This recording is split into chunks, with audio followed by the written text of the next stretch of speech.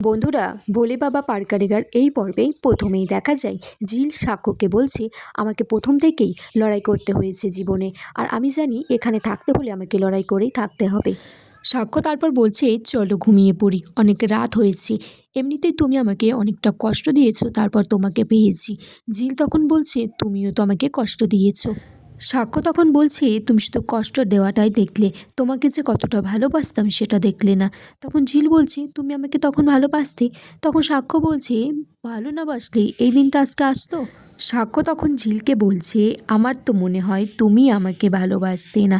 ঝিল বলছে বাসতাম না তো এইরকম একটা অভদ্র সভ্য মানুষকে কে ভালোবাসবে, যে কথায় কথায় আমাকে চোখে আঙুল দিয়ে দেখিয়ে দেবে আমি কতটা গরিব, আমাকে কথায় কথায় অপমান করবে। তখন চৈতি এসে দরজায় ধাক্কাচ্ছে।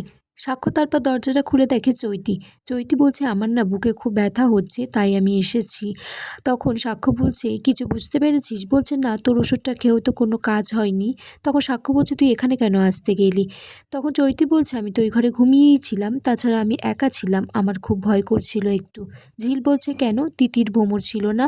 তখন চৈতি বলছে না, ওরা তো কেউ আসেনি। চৈতি তারপর বলছে সাক্ষ্যকে আজকে রাতটা আমি এখানেই শুয়ে পড়তে চাই, কিন্তু সাক্ষ্য বলে না, আজ আমাদের একটা বিশেষ দিন, ফুলশয্যা, তুই এখানে থাকবি না। চৈতি বলছে আমি বাড়িতে দরজা বন্ধ করে ঘুমাই, এখানেও সেটাই করেছি, হতে পারে ভ্রমর বা তিতির আমাকে ডেকেছে, আমি শুনতে পারিনি। চৈতি বলছে আমার যদি রাতে কিছু বাড়াবাড়ি হয়ে যেত, তাই আমি তোদের এখানে এসেছি, কিছুক্ষণ রেস্ট নেব, ঠিক হয়ে যাবে, তারপর চলে যাব। তখন সাক্ষ্য বলছে আমার মনে হয় না তোর কিছু হবে সেরকম বাড়াবাড়ি, তোকে দেখে যা মনে হচ্ছে, তবুও তুই বস, তোর প্রেশারটা আমি টেস্ট করে দিচ্ছি। সাক্ষ্য তারপর চৈতির প্রেশারটা মেপে বলে তোর প্রেশার একদম ঠিক আছে, নর্মাল, তুই চিন্তা করিস না। আর তোর যদি অসুবিধা হয় আমি ভ্রমর বা তিতিরকে বলে দিচ্ছি, কিন্তু তুই আশা করিস না যে আজকের রাত্রে ঝিল তোর সাথে গিয়ে ঘুমাবে। তখন চৈতি সাক্ষ্যকে বলছে সাক্ষ্য আমি কি কোনো ভুল করেছি তোদেরকে ডেকে? তখন সাক্ষ্য বলছে ভুল তো তুই একটু করেছিস, তুই আমাদের এ ঘরে এসেছিস, আমাকে ডেকেছিস ঠিক আছে, কিন্তু তারপরেও তুই আশা করছিস যে এখানেই ঘুমাবি। বন্ধুরা, তারপর দেখা যায় ঝিল বাড়ির সকলের জন্য সকালের ব্রেকফাস্টে চিড়ের পোলাও বানাচ্ছে। তখন কাজের ওই মহিলাটি বলছে যে ঝিল দিদি, বাড়িতে তো সবাই সকালে ব্রেকফাস্টে কলা, পাউরুটি আর একটা ডিম সিদ্ধ খেয়ে নেয়। তারপর বলছে যে ওই ঢঙি মেয়েটি কখন যাবে? বলছে কার কথা বলছো? বলছে চৈতি ম্যাডাম, বিয়ে তো হওয়ার কথা ছিল, বিয়ে তো হয়নি, তাহলে এখানে কেন পড়ে আছে? ঝিল বলছে সাক্ষ্য স্যারের বন্ধু হয় চৈতি ম্যাম, তাই হয়তো এখানে আছে।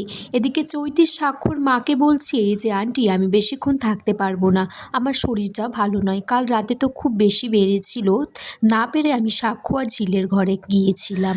সাক্ষ্যর বাবা নীলাঞ্জন তখন চৈতিকে বলছে আমরাও তো বাড়িতে ছিলাম, আমাদের ডাকতে পারতে। তখন তিতিরের বাবা বলছে কেন, সাক্ষ্য আর ঝিলের ফুলশয্যা বলে ওর বন্ধুর যদি একটু বাড়াবাড়ি হয়ে যায়, একটা মিনিট তো ওকে দিতেই পারে।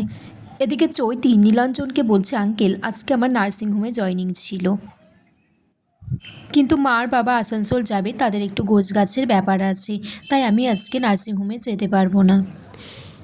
তিতিরের বাবা চৈতিকে তখন বলে যে তোমার মা বাবা যখন থাকছে না তুমি আমাদের বাড়িতে থাকো।